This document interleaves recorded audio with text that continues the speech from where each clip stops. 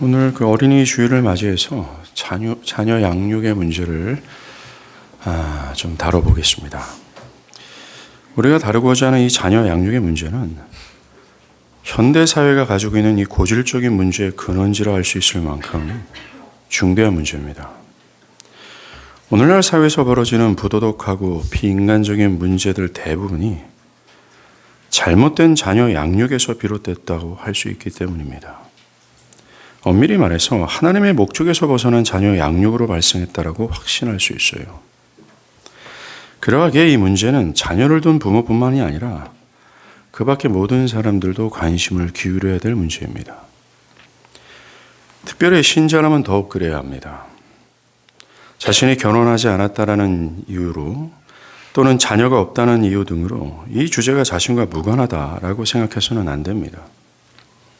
신자라면 마땅히 성경이 말하는 모든 진리에 대하여 관심을 기울여야 하기에 자녀 양육에 대해서 말하는 이 성경의 진리에 모든 신자는 관심을 기울여야 합니다. 그래서 불행한 시대에서 자녀를 그리스도 안에서 양육하고자 하는 신자의 가정에 처절한 몸부림을 긍휼한 마음으로 함께 돕고 기도해야 합니다. 그들의 자녀가 교회의 자녀임을 기억하고 교회된 자로서 마땅히 이 진리를 알고 도울 수 있어야 합니다.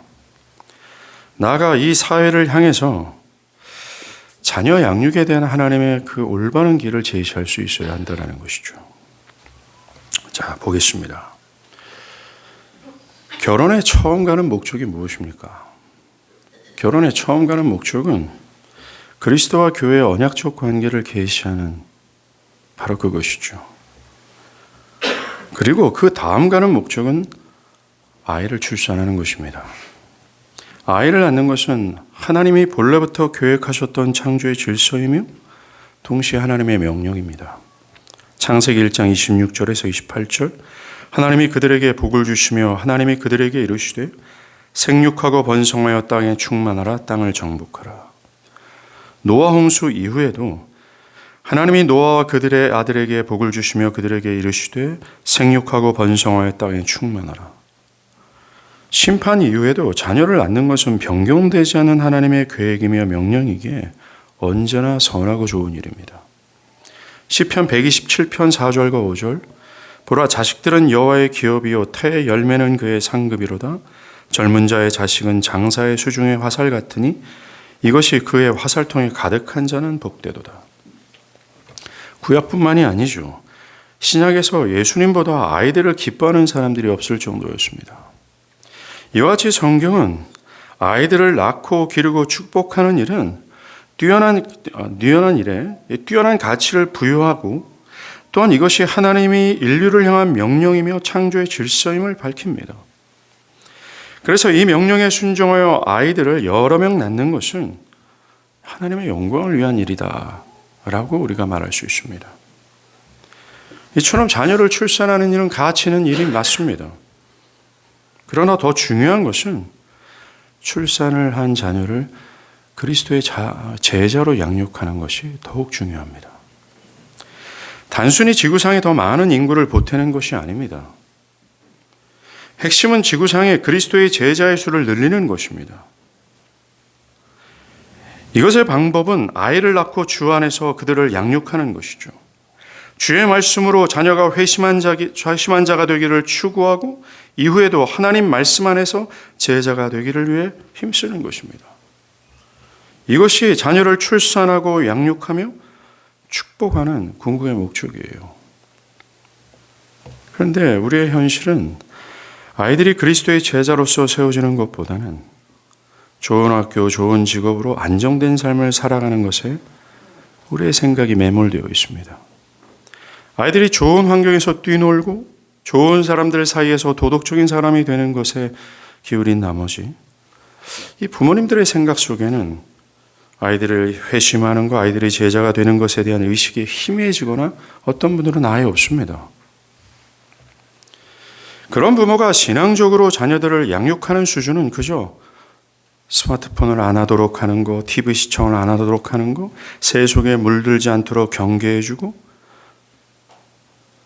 밥을 먹기 전에 기도를 하고 주일에 가는 것 등등 어떤 율법적인 행위, 어떤 신앙적 행위를 하면 그만이라는 식의 의식을 가지고 있습니다. 잘 정비된 교회 시스템 안에서 자라는 것 정도의 관심이죠. 이것으로 충분하다고 여깁니다.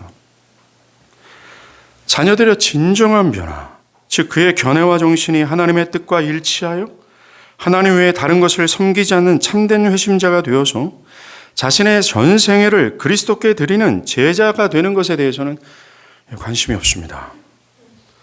대체적으로 이 자녀들의 신앙의 문제는 시간 속에서 해결되겠지라는 막연한 기대 속에 있어요. 그리고 실제적인 부모들의 행위는 자녀들이 다른 사람들보다 더 좋은 인격, 남부럽지 않는 성공, 더 안정된 미래, 좋은 환경, 더 좋은 혜택을 받는 그런 목표를 두고서 자녀를 양육합니다. 자녀 양육이 신자와 불신자 별반 차이가 없다라는 겁니다. 불신자들처럼 자녀들이 삶에서 손해를 보지 않고 사는 것에 눈에 핏대를 높이고 있고, 다른 아이들보다 내 아이가 더 사랑받는 것에 혈안이 되어 있고, 다른 아이들이 누리는 혜택을 혹시나 내 자녀가 누리지 못하면 어떡할까? 라고 혈안입니다. 성경이 자녀 양육에 대해서 어떻게 말하는가? 또는 성경을 근거로 자녀를 양육하고자 하는 열망이 없는 것이 현실입니다. 나아가 내 아기가 성경이 말하는 하나님의 사람으로 온전하게 되는 것을 싫어합니다. 자기를 부인하고 자신의 시간과 물질과 자신의 생명마저도 주님의 나라를 위해 고난을 무릅쓰면서까지 드리는 이 온전한 주의 사람이 되는 것을 교회 안에 있는 대부분의 부모들은 싫어합니다.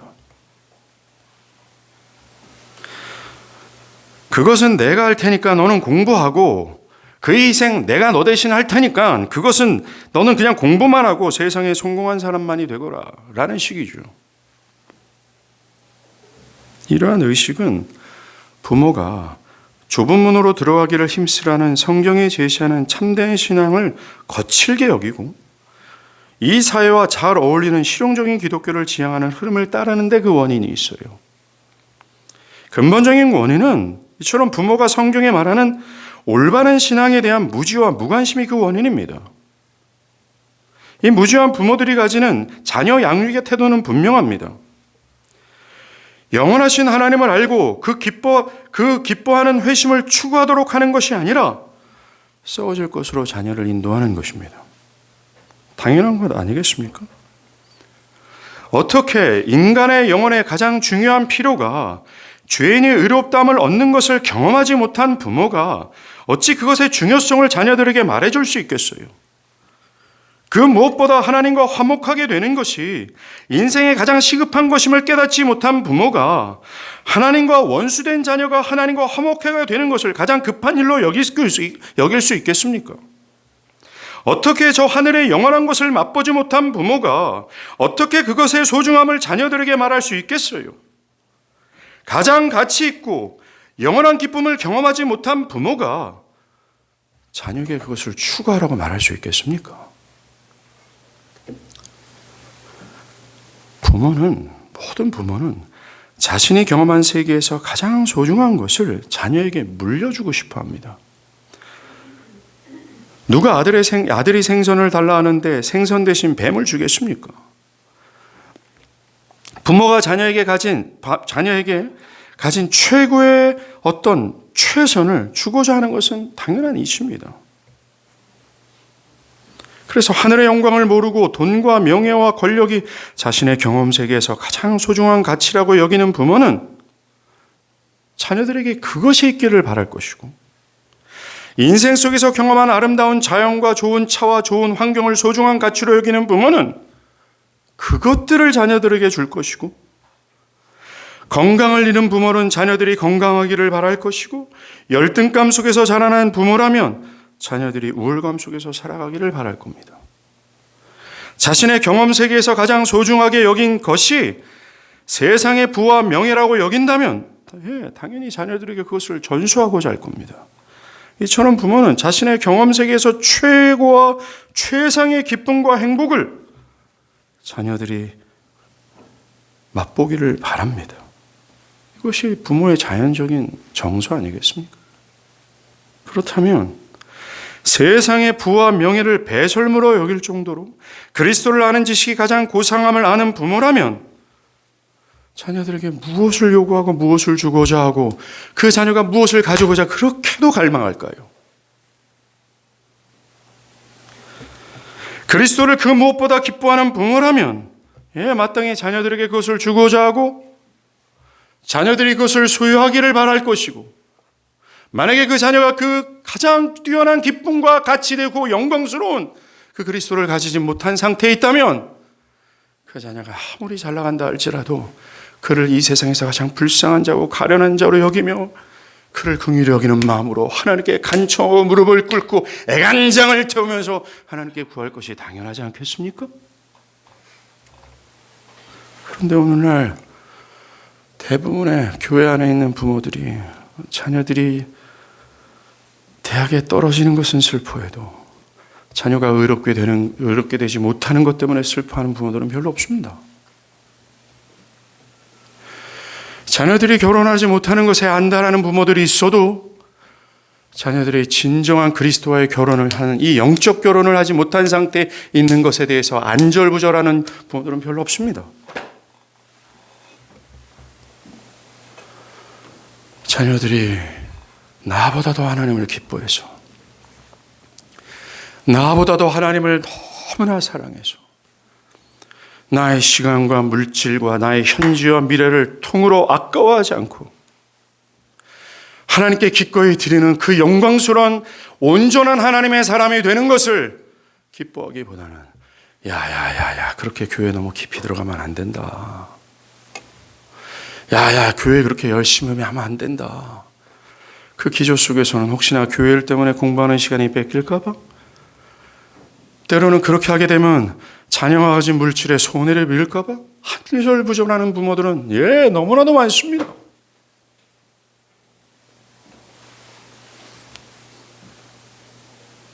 과연 그것이 하나님께서 나에게 자녀를 주신 목적일까요? 그렇게 해서 하나님의 뜻에서 벗어난 사람으로 양육하는 것이 하나님께서 우리에게 생명을 주신 그 생명을 기르라고 청지기로 부르신 그 부르심의 목적일까요? 절대 그렇지 않습니다.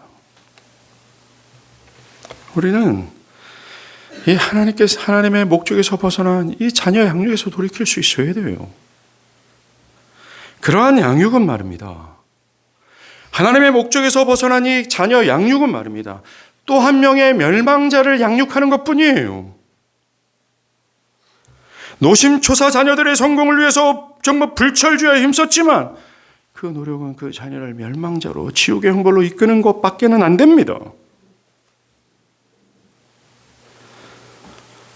부모가 올바른 자녀 양육을 하기 위해서는 무엇보다 필요한 게 있어요. 그게 뭡니까? 부모가 복음의 가치에 눈을 떠서 그것을 맛보는 겁니다.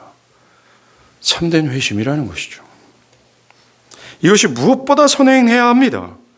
어찌 소경이 소경을 인도할 수 있겠어요? 둘 다 멸망의 구덩이에 빠질 것이 뻔합니다. 부모가 죄인의 의롭다함을 얻는 것이 가장 중대한 문제임을 절절히 깨달아야 돼요. 부모가 하나님과 화목하게 되는 것이 인생의 가장 급한 문제임을 경험해야 합니다. 하나님을 얻는 것이 그 어떤 것보다 가장 시급하고 중대한 문제인지를 그 뼛속 깊숙이 절절히 느끼는 경험적 은혜를 정말 경험해야 돼요. 그래서 영원하신 하나님과 그분의 나라, 그분의 뜻이 세상의 그 무엇보다 가치 있고 행복한 것임을 경험적으로 알고 확신하고 있어야 돼요. 참된 회심자가 되어야 된단 말입니다. 이것이 나의 아이를 참된 그리스도의 제자로 양육할 수 있는 기초요 근원지가 될 수 있어요.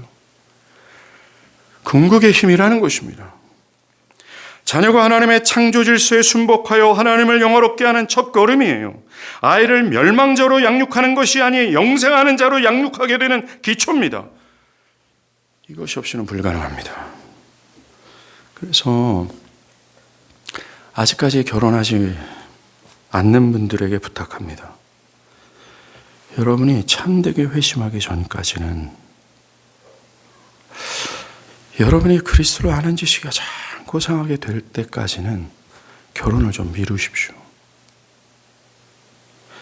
다음 주에 볼 거지만 그렇지 않을 때 여러분의 미래의 가정은 불행할 수밖에 없기 때문에 그렇습니다. 다음 주에 그 설명을 할게요. 이어서 오늘 본문은 가장 먼저 자녀 양육의 최종적인 책임이 아버지에게 있음을 말합니다. 아버지들은 돈을 벌어다 주는 것으로 모든 의무를 다했다라고 여기면서 자녀 양육의 모든 것을 어머니들한테 다 밀어버립니다. 이 에베소서가 쓰여질 당시 로마 사회도 더하면 더했지 오늘날과 별반 차이가 없었습니다. 집안에서 무소불위의 권한이 아버지들에게 있었고 아버지들은 이러한 권한을 자녀들을 향한 관대한 사랑과 따뜻함으로 사용하지 않고 폭력과 무관심으로 사용했습니다. 자녀를 돌보는 책임은 어머니들에게 전적으로 떠넘겨버렸어요. 이러한 사회적 분위기 속에서 오늘 바울은 매우 이 사회적 흐름과 완전히 거스르는 명령을 하는 겁니다. 아비들아, 너희 자녀를 노엽게 하지 말고 오직 주의 교훈과 훈계로 양육하라. 아비들아 라고 하면서요. 자녀들의 자녀 양육의 그 모든 궁극의 책임을 아버지들에게 돌리고 있다는 겁니다. 물론 자녀 양육의 실제적인 양육자는 어머니가 분명합니다. 왜냐하면 아버지보다는 더 많은 자녀들과의 접촉이 어머니들에게 있기 때문에 그래요. 그러나 오늘 말씀은 자녀 양육에 대한 최종적인 책임이 아버지에게 있음을 말하고 있습니다. 마치 항해하는 선박의 권한이 선장에게 있고 또 그 최종적인 책임 또한 선장에게 있는 것처럼 가정의 모든 궁극적인 책임은 아버지들에게 있다고 말합니다. 하나님은 아내와의 관계에서 남편이 리더가 되기를 바라시고 자녀의 관계에서도 아버지가 리더가 되기를 바라십니다. 동시에 가정의 모든 책임이 아버지에게 있음을 분명하게 하십니다.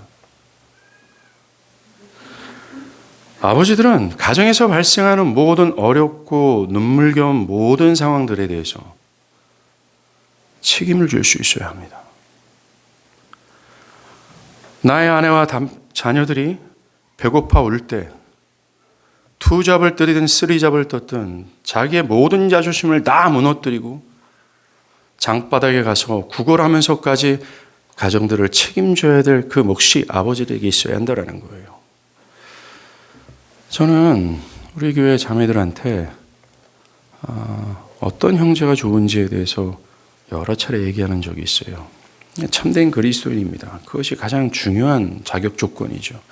그 형제가 만약에 참된 그리스도인이라면 그 형제에게는 가정을 책임지는 막중한 의무가 있을 것이다. 매우 성실함이. 내가 죽어서라도 내 가정을 보필할 거라고 하는 태도가 그 형제에겐 분명히 있다라고요. 먹여 살리는 문제뿐만이 아니죠. 영적인 모든 책임이 아버지들에게 있습니다. 그러나 슬픈 현실은 대부분의 아버지들은 말입니다. 자녀들의 영적 상태를 돌볼 수 없을 정도로 영적인 것에는 무관심해요. 회심하는 자녀로 양육해야 되는데 정작 아버지들은 회심하지 않았다는 것입니다. 아버지들은 세상의 정신에 깊이 물들어 있어서 아이들이 교회를 가는 것보다 좋은 직장에 들어가는 것에 더 큰 비중을 두고 있고요.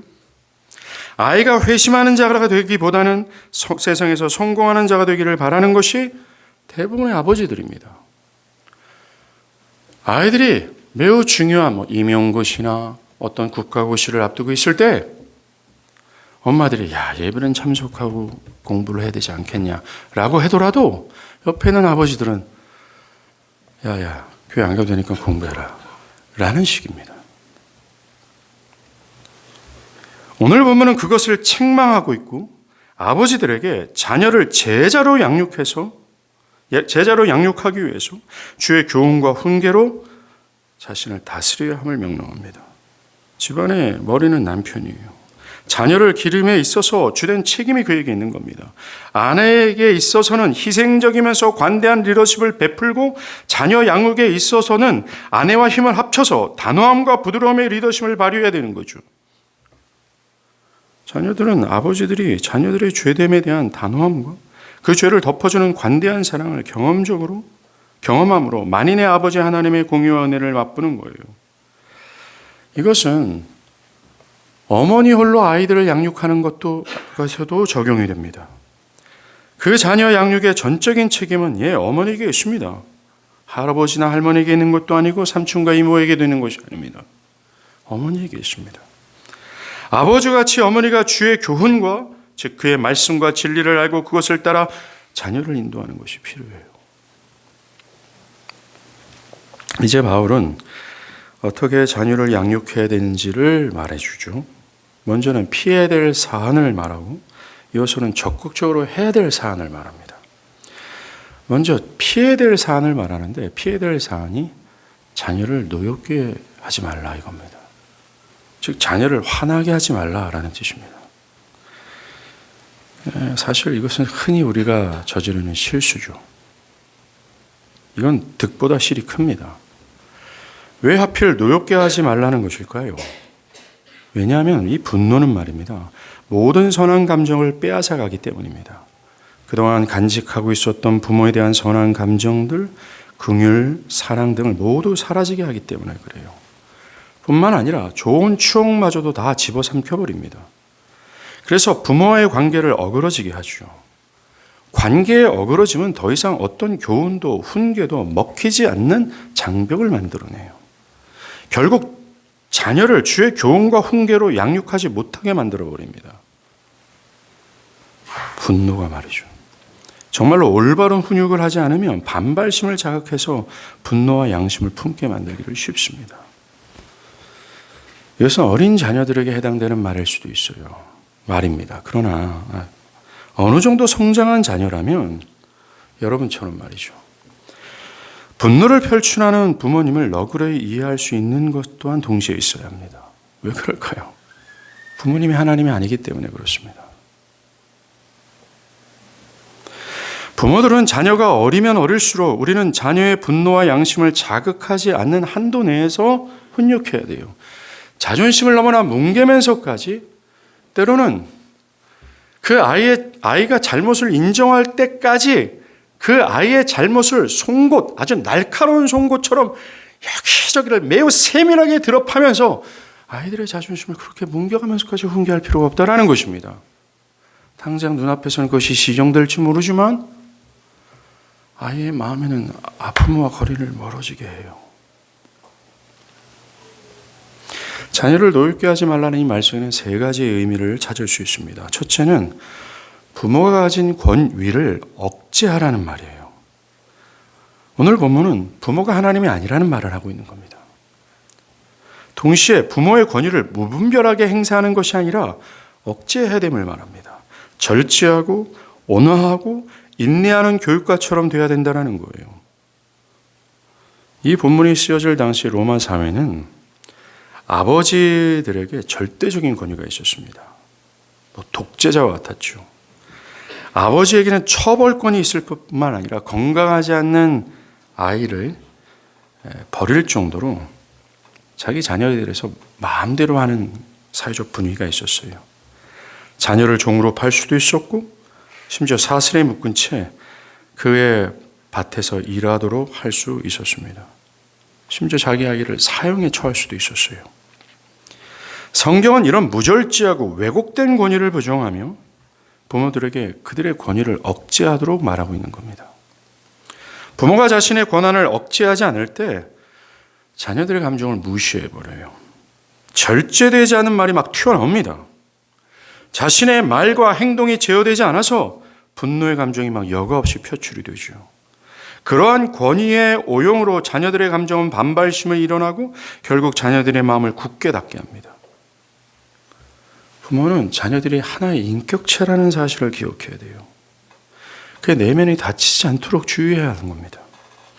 자녀의 감정을 생각하며 주의 깊게 상대해야 합니다. 두 번째, 노엽게 하지 말라라는 말씀의 권면에는 자녀를 부모들의 과다한 의지로 양육하지 말라는 의미가 있어요.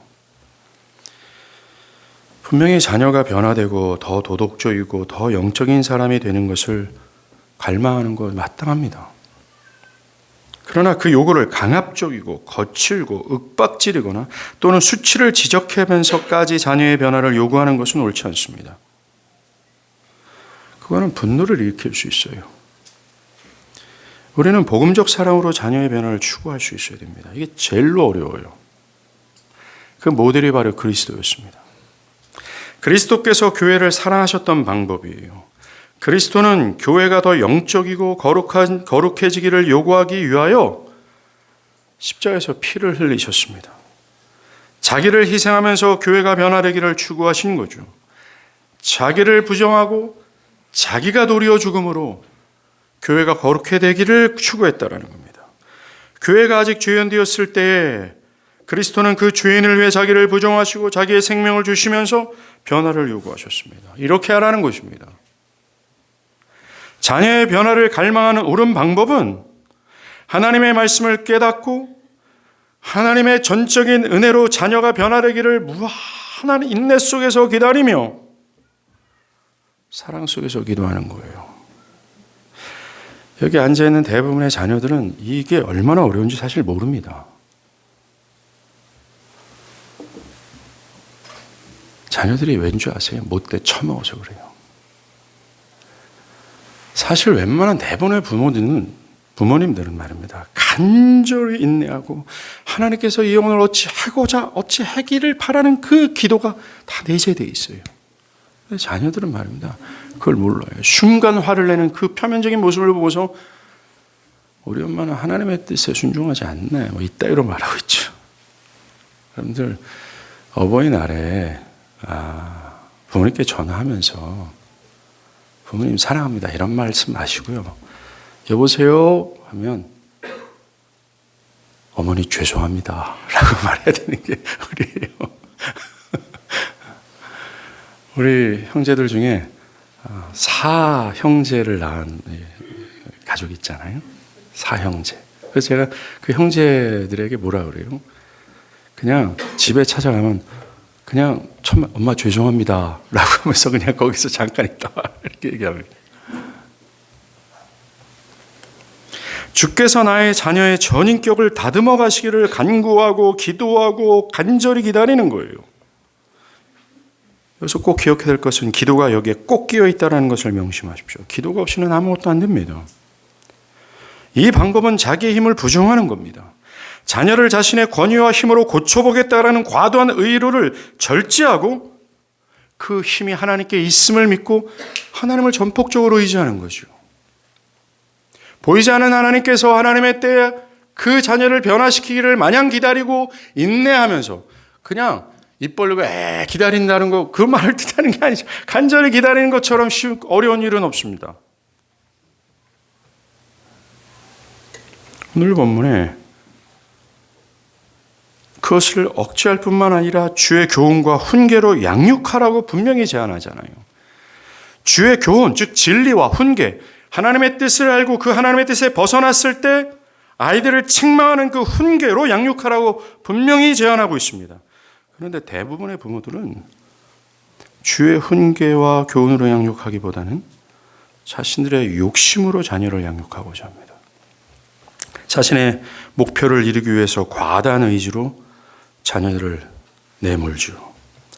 부모가 이루지 못했던 사회의 기득권층이 되는 인생, 변두리가 아닌 중심부에 사는 인생을 자녀들을 통해서 이루고자 합니다. 그래서 주의 교훈과 훈계가 아니라 여러분들 주의 교훈과 훈계는 도리어 중심이 아닌 변두리에서 살라고 우리에게 권면하고 있는데 그런 것이 아니라 부모의 교훈과 뜻에 움직이도록 강력한 제재를 가합니다.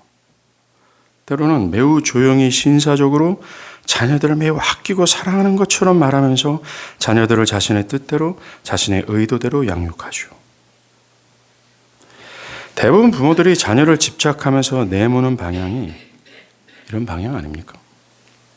하나님이 자녀들에게 무엇을 원하는지, 하나님이 자녀를 향해 진정으로 바라는 것이 무엇인지에 대해서 다 제쳐두고 자신의 탐욕스러운 뜻과 고집으로 자녀가 성공한 사람이 되기를 바라는 거예요. 부모는 하나님이 아닙니다. 부모는 자녀가 제자가 되는 것을 위해 하나님으로부터 자녀를 위탁받은 청직이에요. 결코 자녀는 나의 것이 아닙니다. 청지기는 자신의 견해나 뜻이 아닌 주인의 가르침을 따르지요. 그런 것처럼 자녀 양육에 있어서도 마찬가지입니다. 그래서 부모들은 자신의 뜻과 욕심을 십자가에 못 박는 것이 선행돼야 돼요. 자기를 모든 것을 총체적으로 부인하는 그것이 필요합니다. 하나님의 말씀 앞에서 자신의 뜻과 욕심을 내려놓는 것이 선제돼야 돼요. 그리고 하나님의 뜻을 분별하여 그 뜻 가운데 아이들을 훈육하고 교훈할 수 있어야 돼요. 그러면서 자녀가 그리스도의 제자가 되기를 바라야죠. 하나님의 뜻대로 또 뜻 안에서 자녀가 자라나기를 간구하는 겁니다. 여러분들 사실 만약 그렇게 된다면 말입니다. 우리는 불필요한 분노를 일으키지 않을 거예요. 자녀들을 향한 자녀를 분노케 하는 짜증을 내지는 않을 겁니다. 입시에 치열한 경쟁이 있잖아요. 그 치열한 경쟁 속에서 아이들이 공부를 안 할 때, 또 공부를 더럽게 못할 때 그렇게 크게 한숨 짓지는 않을 겁니다. 아이, 목사님도 애들 다 이렇게 하면 다 그럴 거 아닙니까? 우리 가정에는 아주 공부를 잘하는 자녀도 있지만 상대적으로 그렇지 못한 자녀도 있습니다. 그렇지 못한 자녀들은 더 제가 긍휼히 여기면 사랑하죠. 세 번째 의미는 그렇다고 징계하지 말라는 말이 아닙니다. 이 구절에서 자녀들을 그저 하고 싶은 대로 방치하라는 것이 아닙니다. 자녀의 잘못된 행동과 언행, 삶의 어떤 게으름들 그저 방관하고 못 본 척하라는 말이 아닙니다. 우리의 자녀가 하나님의 뜻에 벗어나요 어떤 것을 선택하고 결정할 때 입 다물고 기다리라는 말이 아닙니다. 자녀의 방탕한 삶을 살아가는 것을 묵인하는 것이 아닙니다. 특별히 자녀들이 부모의 권위를 무시하고 공경하지 않는데 그것을 좋다 하는 것이 아닙니다. 결코 아니죠. 성경은 현대 교육 철학이 말하는 것처럼 통제나 강요는 불필요하고 징벌이나 교정의 노력이 있어서는 안 된다라고 말하지 않습니다. 자녀를 훈육하고 야단치지 않은 부모는 청지기로서의 직무를 유기한 거예요. 부모라면 자녀가 하나님의 뜻과 반대편이 될 때 하나님의 마음을 가지고 훈육할 수 있어야 돼요. 온유하고 유엄 있는 어투로 말할 수 있어야 합니다. 엄격하고 단호한 자세로 훈육할 수 있어야 돼요. 때론 단호한 권면이 필요합니다. 자녀에게 참된 권위가 무엇인지를 가르쳐줘야 될 책임이 있어요. 성경에서 특별히 잠언 13장 24절에서 매를 아끼는 자는 그의 자식을 미워함이라 자식을 사랑하는 자는 근실히 징계한다. 성실히 징계한다고 말합니다. 물론 옛날 사람들처럼 아이들을 지나치게 징계하는 것은 정당화될 수 없어요. 잘못된 겁니다. 우리는 아이들을 훈육할 때 먼저 우리 자신을 통제할 것이 필요해요. 나의 감정을 통제하지 못할 때 아이들을 훈육한다면 문제만 발생되지 절대로 올바른 어떤 긍정적인 일은 발생될 수 없습니다. 여러분들 우리가 이 자녀 양육에 대해서 이 에베소 6장을 보고 있는데 이 자녀 양육의 문제를 어디서부터 바울이 말하냐면 성령 충만을 얘기할 때 같은 교훈, 성령 충만의 교훈 안에 이 자녀 양육의 문제를 다루는 거예요. 우리가 우리의 감정을 통제하여 하나님의 교훈과 훈계를 양육하기 위해서 필요한 것은 성령 충만입니다. 하나님의 뜻으로 나의 전 인격이 어떤 제어당하고 통제당할 수 있어야 된다는 거예요. 성령 충만한 상태에서 벗어나서 하는 훈계와 양육은 부정적인 열매를 맺을 가능성이 다분히 있습니다. 이어서 바울은 자녀 양육에 있어서 적극적으로 해야 될 사안을 가르쳐 줍니다. 가장 우선적이라면 그 아이가 회심하는 거예요. 이것이 부모의 전 인생을 걸어야 할 만큼 이 사안은 자녀 양육과 교회가 아이를 양육하는 데 있어서의 중추입니다.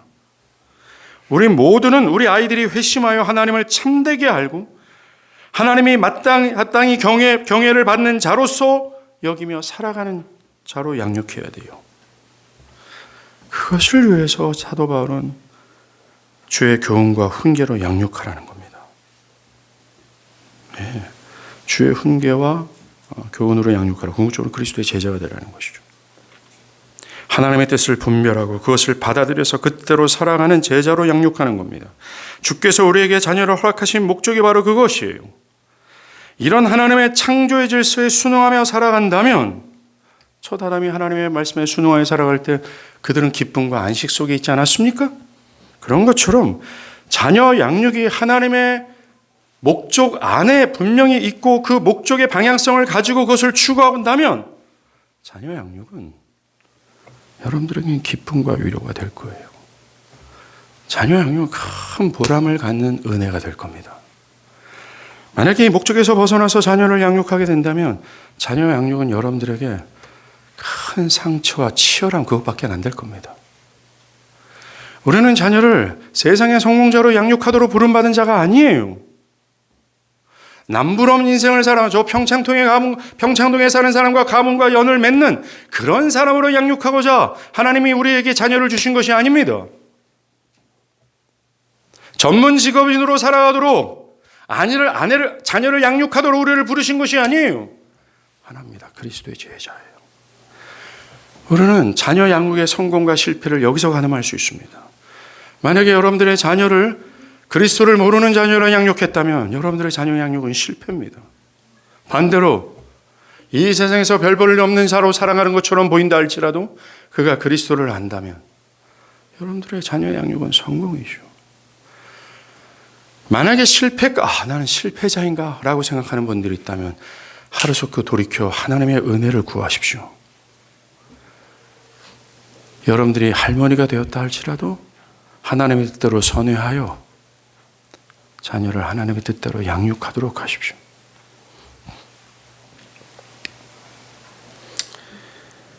늘 그 자녀를 주의 교훈과 훈계로 양육하는 실제적인 방법 중 하나를 제가 조심스럽게 추천하는데요. 가정 예배입니다. 저희 가정도 아이들이 어렸을 때는 되게 가정 예배를 드리는 게 쉬웠어요. 저도 주로 이제 토요일 날이나 수요일 날 했는데 그 가정 예배를 제가 주도하기보다는 주로 제 아내가 주도했습니다. 제가 다른 교회 집회를 갔을 때 침대에 다 아이들을 모아놓고 아버지를 위해서 아버지가 설교 잘하게 해주세요라고 기도를 시켰고 주일 전날 밤 토요일에 아이들을 모아놓고 성경을 서로 교독하고 때로는 찬양하고 기도했습니다. 근데 아이들이 사춘기 때가 제일 힘들었죠. 한동안 쉬기도 했습니다. 그러나 힘들지만 멈추지 않고 가정 예배를 드리는 거예요. 주일 맞이하기 바로 전날 밤, 토요일 밤이죠. 아이들을 모아서 함께 얘기하고 아이들을 모으는 것도 전쟁입니다. 애들 크면. 모아서 시간 맞추는 것도 힘들어요.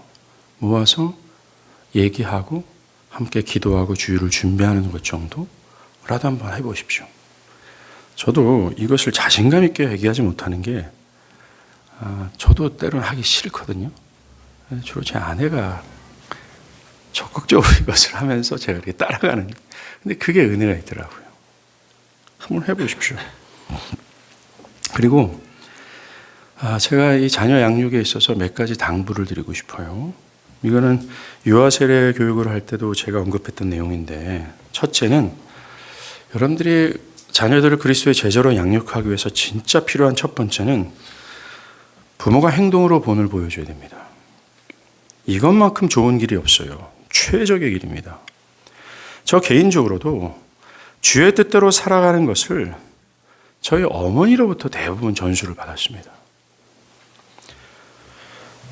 일찍 과부가 돼서 정말 극한의 가난 속에서 이 4명의 자녀를 양육했던 우리 어머니는 철저히 기도하는 삶을 사셨습니다. 비가 오나 눈이 오나 하죠. 심지어 저희 어머니를 보면서 엄마는 우리를 버릴지언정 하나님은 버리지 않았겠구나 라고 할 정도로 하나님에 대한 확신과 하나님 중심적인 내면과 삶이 있었어요. 홀로 자녀를 양육할 때도 홀로 자기를 희생하며 돈을 벌고 자존심을 굽히는 힘든 상황 속에서라도 자녀들을 힘써 먹이는 어머니의 그리스도의 닮은 희생적 사랑을 저는 봤습니다. 자연스럽게 그것을 설득했죠. 자연스럽게 받아들였죠. A처럼 부모의 삶을 통해 자녀들은 가장 좋은 것을 배웁니다. 그리스도를 자신들의 주인으로 섬기며 살아가야 한다는 인상을 자녀들에게 심어줘야 돼요. 부모의 말과 행동을 통해서 말입니다. 그게 최고입니다. 여러분들이 교회 공청 모임을 여러 힘든과 불가능한 상황에서도 참여할 때 우리 자녀들은 여러분들이 말로 가르치지 않다 할지라도 습득할 겁니다. 둘째로 신앙에 있어서 삶에 있어서 이 삶의 모든 부분을 기독교 신앙 안에서 모든 것을 해석하고 말할 수 있어야 돼요. 공부를 왜 하는지, 예배를 왜 드리는지, 정치, 경제, 직업에 대한 가치관, 이 모든 것들을 세상의 기준으로 말하는 것이 아니라 신앙의 관점으로 가르치고 대화할 수 있어야 된다는 거예요. 이것은 매우 자연스럽게 우리의 신앙을 전수하고자 하는 지름길입니다. 한마디로 삶의 모든 것이 기독교 신앙의 관점에서 바라볼 수 있어야 하는 거죠. 이런 일관될 말과 모습이 부모의 삶을 지배한다면 그것을 듣고 자라는 자녀들은 그리스도의 제자로 무의식 중에 자라나게 될 겁니다. 그러기 위해서는 자녀들이 그 어떤 것을 질문하더라도 그것을 답할 수 있는 성경적 지식을 가지고 있어야 돼요.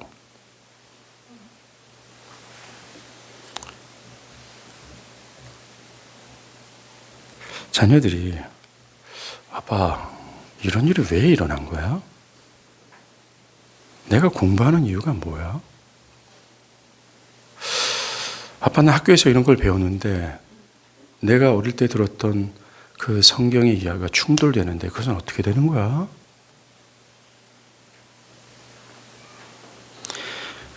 그런 질문에 대해서 그냥 대충 얼버무리지 마십시오. 굉장히 좋은 기회거든요. 아이들을 제자로 양육할 수 있는. 또 그런 질문을 받을 때 대충 교회 가서 목사님한테 물어봐 이렇게 하지 마십시오. 현대 부모들의 치명적인 문제가 바로 아이들의 신앙을 전적으로 교회에 맡겨버린다는 거예요. 이것은 교회를 신뢰하기보다는 자신들의 직무를 회피하고 싶어하는 동기에서 그렇게 하는 경우가 많아요. 부모가 신앙교육을 힘써 하기를 싫어하는 마음에서 그렇게 합니다.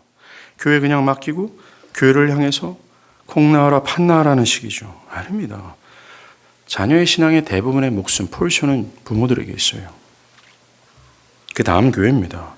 교회가 아무리 열심으로 주의 교훈과 훈계로 자녀를 양육한다 하더라도 부모가 그렇게 행동하지 않는다면, 부모가 본이 되지 않는다면, 부모가 기독교 신앙에서 모든 것을 해석하고 그 해석 속에서 살아가지 않는다면 물거품입니다. 심지어 교회의 가르침과 부모의 가르침이 충돌되는 경우 이게 최악입니다. 교회와 일치한 가르침이 필요해요. 무엇보다 부모가 교회를 신뢰하지 않을 때 아이들도 교회를 신뢰할 수 없습니다. 여러분들, 부모님들 중에 자녀들 앞에서 교회 목사와 교회 선생님들에 대해서 부정적인 말을 거침없이 하는 부모들이 있어요. 단언컨대 그는 결코 그리스도의 제자가 될 수 없습니다. 목사와 교사, 하나님의 말씀을 전하는 사람들에 대해서 부정적인 인식을 심어준다면 어찌 그가 전하는 하나님의 말씀을 그가 들을 수 있겠습니까? 여러분들은 가히 멸망자로 그들을 만들 가능성이 다분히 있어요. 주의해야 한다는 겁니다. 지금까지 쫙 봐도 쉽게 알 수 있는 한 가지는 분명히 있습니다. 뭡니까? 부모의 신앙이에요.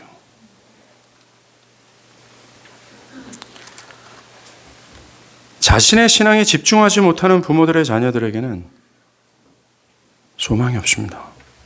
부모가 먼저 하나님을 기뻐할 수 있어야 되고 그리스도의 제자로서의 삶과 신앙이 우선이 돼야 돼요. 그러니 먼저 여러분의 신앙을 집중하십시오. 여러분들, 지금까지만 우리가 듣더라도 하나님께서 아이를 출산, 하나의 생명이 이 지구상에 태어나게 한 목적이 무엇인지를 우리는 들었습니다. 그것은 그리스도의 제자가 되는 거예요. 이것은 망각하지 마십시오. 단순히 유아이나 어린아이들만 겨냥한 말씀이 아닙니다. 바로 저와 여러분들을 겨냥한 말씀이라는 사실을 기억하십시오. 여러분들이 이 땅에 태어난 목적이 그리스도의 제자가 되는 거예요. 그리스도를 아는 지식이 가장 고상해서 모든 것을 배설물처럼 여기는 자로 살아가는 겁니다. 이것이 저와 여러분을 향한 하나님의 목적이에요. 마치 그것이 내가 된 거냐, 어린 아이들만 그렇게 돼야 되는 것처럼 생각하시고 말씀을 듣지 마십시오.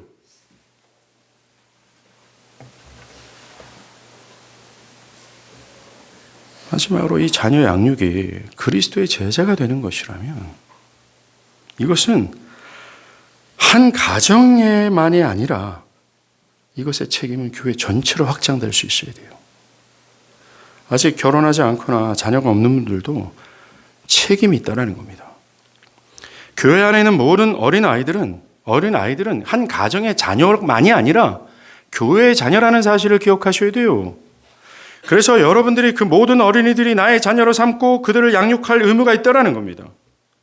그들을 주님의 제자가 되게 하는 것에 함께 동참해서 양육해야 된다는 거예요.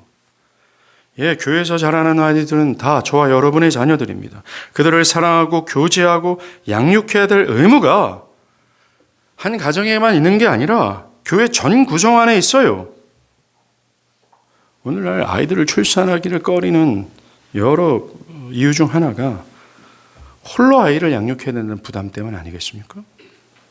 절대로 우리 교회는 부모 홀로 양육하도록 내버려서는 안 돼요. 그것은 정상적인 교회가 아닙니다. 교회 전체가 해야 합니다. 현재 초등학생 빼고 어린 유아들이 거의 8명이에요. 내년 되면 올해 또 나오잖아. 내년 되면 또 8명이 되겠죠. 이들 모두가 나의 책임, 나의 의무의 대상이라는 사실을 기억해야 됩니다. 어린 아이들하고 교제하는 것을 소홀히 하지 마십시오. 주일 점심시간이나 중간중간 교제하세요. 아이들을 안아주고 영적 부모로서 사랑해 주십시오. 특별히 주중에서도 어린 아이들을 만나 영적인 교제를 나눌 수 있도록 해야 됩니다. 영적인 교제가 딴 게 아니에요. 그리스도 안에 있는 사람들의 교제가 영적인 교제입니다. 어린 아이들이 교회와 많이 접촉하고 교제하는 것 매우 훌륭한 양육 방법 중 하나죠. 교회가 실수하는 것 중에 하나는 아이들을 교회 한 일원으로 생각하지 않는다는 겁니다. 그저 돌봄의 대상으로만 바라봐요. 물론 돌봄의 대상입니다. 그러나 그것을 넘어 교제의 대상이 되어야 됩니다. 우리 교회 형제들 가만히 보면 정말 아이들을 교제의 대상으로 여기며 함께 노는 것을 보게 돼요. 그게 정상적입니다. 그러니까 제가 간절히 바라는 건 단순히 의무 때문에 아이들을 불러내서 아이들이랑 놀고 멋있는 걸 사주는 것이 아니에요. 얘랑 놀고 싶은 겁니다. 얘랑 놀고 싶어서. 얘랑 같이 영화 보고 싶고 얘한테 이 옷을 사고 싶어서 사는 거죠. 이거는 결코 율법주의 범주 안에 있는 사람들에게는 기대할 수 없어요. 복음적 사랑을 아는 사람들만이 할 수 있는 일입니다. 특별히 내 아이에게만 집중하지 마십시오. 이런 우를 범하지 마십시오. 여러분의 자녀만 여러분의 자녀가 아닙니다. 눈에 보이는 어린아이도 여러분의 자녀임을 기억하셔야 돼요. 정리할게요. 이 세상에서 자녀 양육하는 거 저는 가장이라는 표현을 쓰기는 좀 두렵지만 아주 어려운 일입니다. 게다가 자녀를 그리스도의 제자로 양육하는 것은 정말 어렵습니다. 지금까지 부모의 역할을 어떻게 자녀를 양육해야 되는가 말은 했지만 이것만큼 실제적으로 적용하기는 어려운 일이 없을 겁니다. 인내보다는 분노가 일어나고 말씀보다는 짜증난 마음으로 잔소리가 앞서고 주님의 역사를 기다리기보다는 자신의 힘이 앞서는 것이 현실이에요. 그래서 기도입니다. 기도에는 탁월하게 역사하는 힘이 있기 때문에 그래요. 그 힘이 뭔지 아십니까? 바로 하나님이에요. 이 크고 위대하신 하나님의 힘을 의지하고 구하십시오. 자녀들이 신앙에서 벗어날 것 같은 불안감이 생길 때 엎드리십시오. 자녀들의 필요가 있다면 그 아이의 참된 부모가 되시는 하나님께 간구하십시오. 부모뿐만이 아니라 교회 전체가 우리 아이들을 위해 기도할 필요가 있습니다. 공적 모임뿐만 아니라 여러분들의 위 모임에서도 빠지지 말아야 될 것이 우리 아이들의 회심이고 아이들을 위한 기도예요. 기도하시겠습니다.